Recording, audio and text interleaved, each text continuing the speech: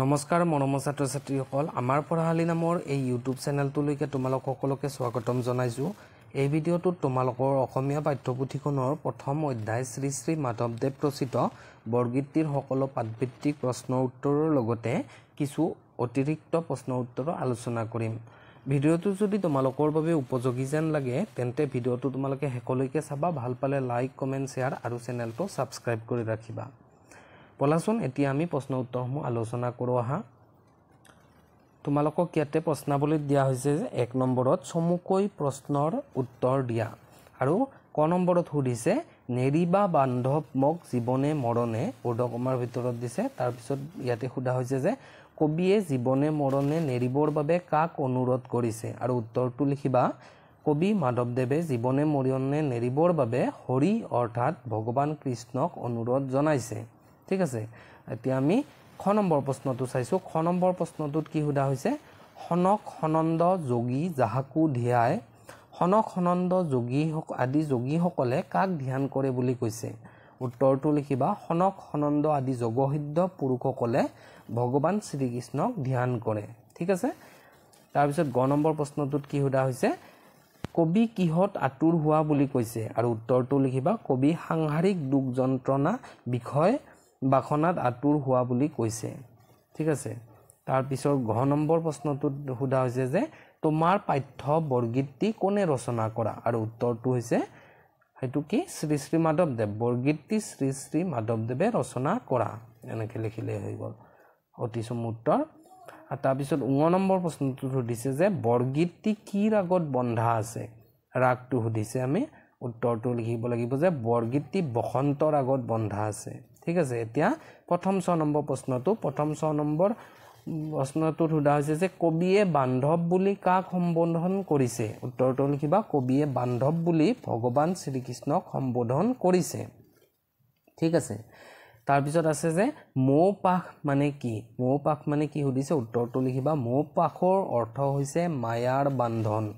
ঠিক আছে, তাৰপিছত আমি 2 নম্বৰ প্ৰশ্নটোত আমাক সোধা হৈছে যে বৰগীতটিৰ মূল ভাৱ লিখিব দিছে। তোমালোকে এই উত্তৰটো চাবা পাঠ্যপুথিত উল্লেখিত বৰগীতটি মাধৱদেৱ বিৰচিত বসন্ত ৰাগত বন্ধা এটি উল্লেখযোগ্য গীত।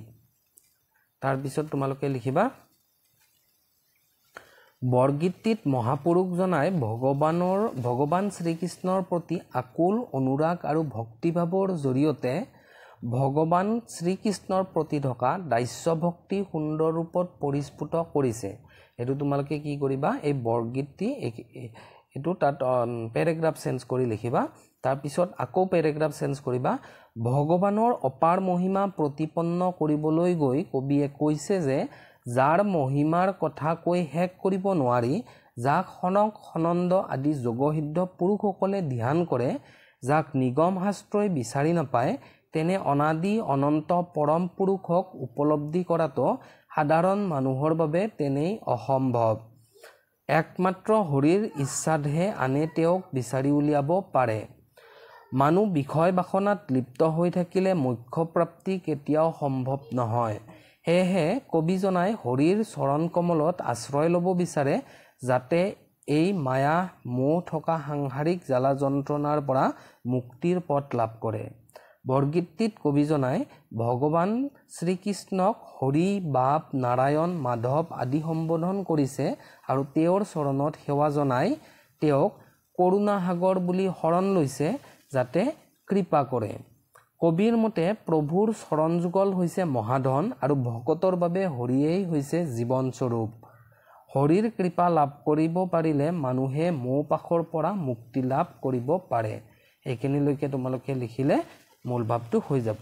এতিয়া আমি 3 নম্বৰ প্ৰশ্নটো চাইছোঁ বৰগীতটিৰ ৰচকৰ চমু পৰিচয় দিয়া। ৰচক হৈছে শ্ৰী শ্ৰী মাধৱদেৱ, গতিকে আমাক শ্ৰী শ্ৰী মাধৱদেৱৰ চমু পৰিচয় লিখিব দিছে ইয়াতে। উত্তৰটো চাবা তোমালোকে পাঠ্যপুথিৰ অন্তৰ্গত বৰগীতটিৰ ৰচক হৈছে বৈষ্ণৱ ভক্ত কবি মহাপুৰুষ মাধৱদেৱ।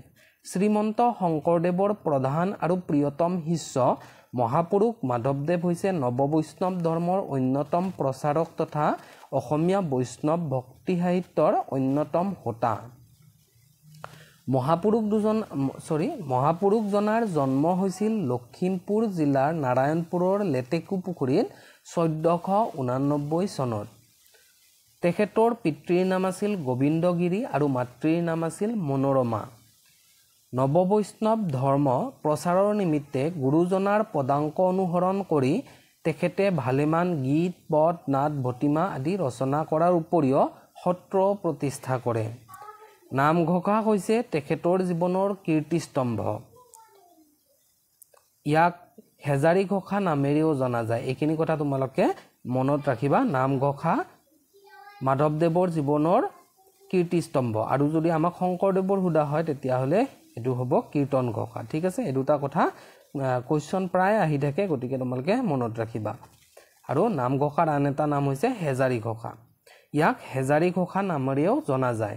ইয়াৰ উপৰিও বৰগীতসমূহ হৈছে মহাপুৰুষ দুজনাৰে অৱদান। মাধৱদেৱৰ দ্বাৰা ৰচিত বৰগীতৰ সংখ্যা হৈছে 157টা। 1596 খ্ৰীষ্টাব্দত কোচবিহাৰত তেখেতৰ বৈকুণ্ঠ প্ৰয়াণ ঘটে। তাৰপিছত পেৰাগ্ৰাফ চেঞ্জ কৰি লিখিবা, মাধৱদেৱৰ সাহিত্যিক কৰ্মৰাজিৰ বিষয়ে কিছু তলত উল্লেখ কৰা হ'ল। ইয়াতে দিয়া আছে আখ্যানমূলক ৰচনা, ৰাজহুৱা কাব্য, আদিকাণ্ড, ৰামায়ণ। তাৰপিছত আছে তত্ত্বমূলক ৰচনা, জন্ম ৰহস্য, ভক্তি ৰত্নাৱলী আৰু নাম মালিকা। নাট আছে অৰ্জুন ভঞ্জন বা দধিমথন। কেতিয়াবা শ্ৰী শ্ৰী মাধৱদেৱৰ ৰচিত দুখন নাটকৰ নামো লিখিব দিব পাৰে, তেতিয়াহ'লে কি লিখিব লাগিব? অৰ্জুন ভঞ্জন আৰু দধিমথন। তাৰপিছত আছে ঝুমুৰা, চোৰ ধৰা, পিমপৰা গুচোৱা, ভূমি লুটোৱা, ভজন বিহাৰ। ঠিক আছে, এইখিনি লিখিলে তোমালোকৰ চমু পৰিচয়টো হৈ যাব। এতিয়া ব্যাখ্যা কৰা আছে। ব্যাখ্যা কৰাত ক নম্বৰত তোমালোকক দিয়া আছে যে সহস্ৰ বয়নে যাৰ নাপাৱন্ত সীমা, অধমে জানিব কেনে তোমাৰ মহিমা। এইখিনি ব্যাখ্যা কৰিব দিছে। প্ৰথমতে আমি প্ৰসংগ লিখিছোঁ। বাক্য বৰগীত ফাঁকি আমাৰ পাঠ্যপুথিৰ সন্নিৱিষ্ট মহাপুৰুষ মাধৱদেৱ বিৰচিত হৰি হেৰৰে বা পখিল শৰণে শীৰ্ষক বৰগীতটিৰ পৰা তুলি অনা হৈছে। এইখিনি প্ৰসংগ। ইয়াত সন্নিৱিষ্টৰ পিছত মহাপুৰুষটো তলত আহিছে। ইয়াতে মোৰ এডিটিং কৰোঁতে এনেকুৱা হৈছে, তোমালোকে এটা লাইনতে কণ্টিনিউ কৰি লিখিবা। ঠিক আছে, তাৰপিছত আমি দিব লাগে আমি কি? সংগতি। সংগতিখিনি হৈছে উক্ত বৰগীত ফাঁকিৰ জৰিয়তে হৰিৰ অপাৰ মহিমাৰ কথা প্ৰকাশিত হৈছে। আৰু তাৰপিছত হৈছে ব্যাখ্যা। নতুন পেৰাগ্ৰাফ কৰি লিখিবা, হৰিৰ মহিমা অপাৰ, তেওঁৰ মহিমাৰ কথা কৈ অন্ত কৰিব নোৱাৰি। সিদ্ধ মুনিগণে যাক ধ্যান কৰে আৰু নিগম শাস্ত্ৰই যাক বিচাৰি নাপায়, আনকি যি অনন্ত নাগ হৰিৰ বিশ্ৰামস্থলী, সেই নাগৰ সহস্ৰ বয়নেও তেওঁৰ মহিমা বৰ্ণনা কৰি অন্ত পেলাব নোৱাৰে। তেনেস্থলত কবিৰ নিচিনা তুচ্ছ প্ৰাণীয়ে হৰিৰ মহিমা উপলব্ধি কৰাটো অতি কঠিন কাম। কবিয়ে নিজকে অধম বুলি সম্বন্ধিত কৰিছে আৰু মহাগুণী জ্ঞানী যোগীসকলে চলাত কৰিও বিচাৰি নোপোৱা হৰিৰ মহিমা বুজাত অক্ষমতা প্ৰকাশ কৰিছে। স্বয়ং হৰিৰ কৃপা অবিহনে যে সেয়া অসম্ভৱ সেই কথাও ইয়াৰ জৰিয়তে ফুটি উঠিছে। এইখিনি লিখিলে তোমালোকৰ ব্যাখ্যাটো কমপ্লিট হ'ব। তাৰপিছত আছে আমাৰ খ নম্বৰত দিয়া হৈছে আতুৰ ভৈলহ হৰি বিষয় বিকলে, কৰিয় উদ্ধাৰ মোক চৰণ কমলে। ইয়াতো আমি ঠিক তেনেদৰে দিছোঁ যে বাক্য বৰগীত ফাঁকি আমাৰ পাঠ্যপুথিৰ সন্নিৱিষ্ট মহাপুৰুষ মাধৱদেৱ বিৰচিত হৰি হেৰৰে বা পখিল শৰণে শীৰ্ষক বৰগীতটিৰ পৰা তুলি অনা হৈছে। সংগতিটো লিখিছোঁ যে উক্ত পদফাঁকিৰ জৰিয়তে সংসাৰৰ বিষয় বাসনাত আতুৰ হৈ থকা কবিয়ে নিজকে এই আতুৰতাৰ পৰা মুক্ত কৰি শ্ৰী হৰিৰ চৰণত ঠাই দিয়াৰ বাবে প্ৰাৰ্থনা জনাইছে। তাৰপিছত ব্যাখ্যাটো, কবিয়ে কৈছে যে সংসাৰখন মোহ পাশেৰে আবদ্ধ। লোভ, মোহ, কাম, ক্ৰোধ আদিয়ে মানুহক আৱৰি ৰাখিছে। সংসাৰৰ বিষয় বাসনাত লিপ্ত হৈ মানুহে সত্যৰ পথৰ সন্ধান হেৰুৱাই যাৰ ফলত সংসাৰৰ নানা দুখ কষ্ট ভোগ কৰিবলগীয়া হৈছে। সাংসাৰিক প্ৰাণী হিচাপে কবিও বিষয় বাসনাত আবদ্ধ হৈ আতুৰ হৈ পৰিছে। সেয়েহে কবিয়ে এই আতুৰতাৰ পৰা মুক্ত কৰি হৰিক তেওঁৰ চৰণ কমলত শৰণ দিবলৈ প্ৰাৰ্থনা কৰিছে।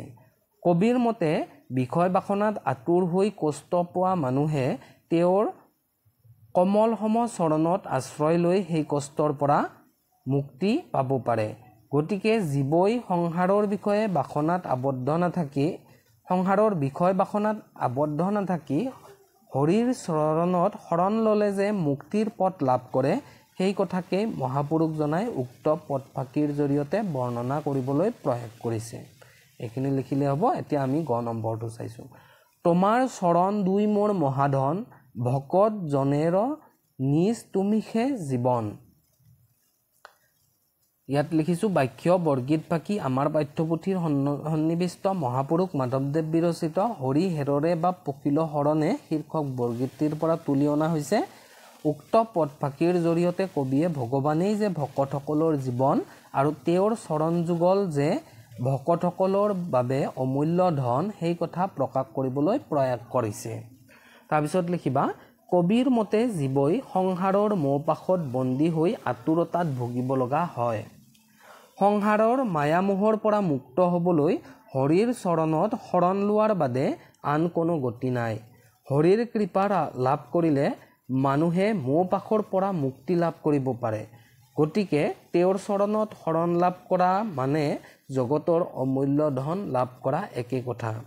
সংসাৰৰ জাগতিক মায়াই বান্ধি ৰাখিব নোৱাৰা প্ৰভুৰ চৰণত আশ্ৰয় লাভ কৰাটো পৰম সৌভাগ্যৰ কথা। তাৰপিছত লিখিবা সংসাৰৰ বিষয় বাসনাত আতুৰ হৈ কবিয়ে নিজকে প্ৰভুৰ চৰণত অৰ্পণ কৰিছে, কিয়নো কবি হৈছে প্ৰভুৰ একান্ত ভক্ত আৰু ভকতৰ বাবেই তেওঁৱেই জীৱনস্বৰূপ, পৰম আশ্ৰয়দাতা। জীৱনস্বৰূপ দি কমা দিবা, তাৰপিছত পৰম আশ্ৰয়দাতা দিবা। তাৰপিছত প্ৰভুৰ কমলসম চৰণ যুগল ভকতৰ পৰম ধন। এইখিনি লিখিলে তোমালোকৰ হৈ যাব। এতিয়া তাৰ পিছৰ প্ৰশ্নটো চাইছোঁ। পিছৰ প্ৰশ্নত 5 নম্বৰটোত সোধা হৈছে যে সনক সনন্দ যোগী যাহাকো ধিয়াই সকল নিগমে যাক বিচাৰি নাপায়। তাৎপৰ্য বিচাৰ কৰিব দিছে। উত্তৰটো লিখিবা যে ভগৱানৰ অপাৰ মহিমা প্ৰকাশ কৰিবলৈ মহাপুৰুষজনাই বৰগীতটিত উক্ত পদফাঁকিৰ অৱতাৰণা কৰিছে। সনক সনন্দ আদি যোগসিদ্ধ পুৰুষসকলেও যিজন পৰম পুৰুষক ধ্যান কৰে, সমস্ত নিগম শাস্ত্ৰই তেওঁক বিচাৰি নাপায় আৰু তেওঁৰ মহিমা কৈও শেষ কৰিব নোৱাৰি। যিজন ভগৱানক সিদ্ধ মুনিগণে অশেষ ধ্যানৰ অন্তত লাভ কৰিবলৈ অপাৰক, তেনেহেন পৰম মহিমাময় হৰিক জীৱই সংসাৰৰ মোহপাশত বন্দী হৈ থাকিলে উপলব্ধি কৰাটো তেনেই অসম্ভৱ। একান্ত চিত্তে হৰিৰ প্ৰতি ভক্তি কৰিলেহে তেওঁৰ শৰণ পোৱা যায়। এইখিনি লিখিলেই হৈ যাব তোমালোকৰ। ঠিক আছে। এতিয়া আমি 6 নম্বৰ প্ৰশ্নটো চাইছোঁ। ইয়াত কি দিয়া আছে? বৰগীতৰ 4টা লক্ষণৰ বিষয়ে লিখা। উত্তৰটো চাবা তোমালোকে। মহাপুৰুষ দুজনাৰ অমূল্য সৃষ্টি বৰগীতৰ 4টা লক্ষণ তলত উল্লেখ কৰা হ'ল। বৰগীতসমূহ শাস্ত্ৰীয় ৰাগ তালযুক্ত গীত। 2 নম্বৰত দিছোঁ বৰগীতৰ ভাষা ব্ৰজাৱলী। 3 নম্বৰত বৰগীতসমূহ ভক্তিমূলক তথা ঈশ্বৰৰ মাহাত্ম্য প্ৰকাশক। আৰু 4 নম্বৰ বৰগীতসমূহ 14 প্ৰসংগৰ অন্তৰ্গত। এতিয়া ভাৱ বিষয়ক তোমালোকৰ প্ৰশ্ন আছে। 1 নম্বৰত দিয়া হৈছে যে তলত দিয়া শব্দকেইটাৰ আধুনিক ৰূপ লিখা। নাপাৱন্ত কেনে ভৈলহ তুমিহে জনেৰ কহয়। উত্তৰকেইটা চাবা। নাপাৱন্ত মানে হৈছে নাপায়, কেনে মানে কেনেকৈ, ভৈলহ হলো, তুমিহে জনৰ কহয় কয়। ঠিক আছে। এতিয়া 2 নম্বৰটো ইয়াত সোধা হৈছে যে ব্ৰজাৱলী ভাষাৰ বৈশিষ্ট্যসমূহ উল্লেখ কৰা। ব্ৰজাৱলী ভাষাৰ বৈশিষ্ট্য আমাক সোধা হৈছে। উত্তৰত ব্ৰজাৱলী ভাষাৰ 3টা বৈশিষ্ট্য তলত উল্লেখ কৰা হ'ল। ব্ৰজাৱলী হ'ল মধ্যযুগীয় বৈষ্ণৱ কবিসকলে ব্যৱহাৰ কৰা এক কৃত্ৰিম সাহিত্যিক ভাষা। ব্ৰজাৱলী ভাষাৰ মূল ভেটি হ'ল মৈথিলী ভাষা। তাৰপিছত 3 নম্বৰত ব্ৰজাৱলী ভাষাৰ স্বৰধ্বনিৰ প্ৰয়োগ বেছিকৈ দেখা যায়, যাৰ ফলত ভাষাটো শুনিবলৈ অধিক শ্ৰুতিমধুৰ। এতিয়া আমি 2টামান ইয়াত এক্সট্ৰা কুৱেশ্যন আলোচনা কৰিম। প্ৰথমতে দিয়া আছে যে মাধৱদেৱৰ কেতিয়া আৰু ক'ত জন্ম হৈছিল উত্তৰটো হৈছে মাধৱদেৱৰ 1489 চনত লখিমপুৰ জিলাৰ নাৰায়ণপুৰৰ লেটেকুপুখুৰীত জন্ম হৈছিল নেক্সটটো চাইছো মাধৱদেৱৰ সাহিত্যিক জীৱনৰ কীৰ্তিস্তম্ভ কি নামঘোষা হৈছে মাধৱদেৱৰ সাহিত্যিক জীৱনৰ কীৰ্তিস্তম্ভ তাৰ পিছৰ প্ৰশ্নটো বৰগীত কাক বোলে তিনিটা লক্ষণ লিখা আমি বৰগীতৰ লক্ষণ আগতেও আলোচনা কৰিছো এতিয়া সামিম বৰগীত কাক বোলে প্ৰথমতে শ্ৰীমন্ত শংকৰদেৱ আৰু শ্ৰী শ্ৰী মাধৱদেৱে বৈষ্ণৱ ধৰ্ম প্ৰচাৰৰ উদ্দেশ্যে ব্ৰজাৱলী ভাষাত ৰচনা কৰা উচ্চ আধ্যাত্মিক ভাৱসম্পন্ন আৰু ভগৱানৰ মাহাত্ম্য প্ৰকাশক গীতবোৰক বৰগীত বোলে বৰগীতৰ তিনিটা লক্ষণ হৈছে বৰগীতত শাস্ত্ৰীয় ৰাগ আৰু আধ্যাত্মিক ভাৱৰ প্ৰাধান্য পোৱা যায় বৰগীতৰ মূল ভাষা ব্ৰজাৱলী বৰগীত সমূহত বাৎসল্য শান্ত আৰু দাস্যভাৱৰ প্ৰাধান্য দেখা যায় মৰমৰ ছাত্ৰ ছাত্ৰীসকল আজিৰ ভিডিঅ'ত আমি ইমানখিনি আলোচনা কৰিলো আশা কৰো তোমালোকে ভিডিঅ'টোৰ দ্বাৰা উপকৃত হ'বা ধন্যবাদ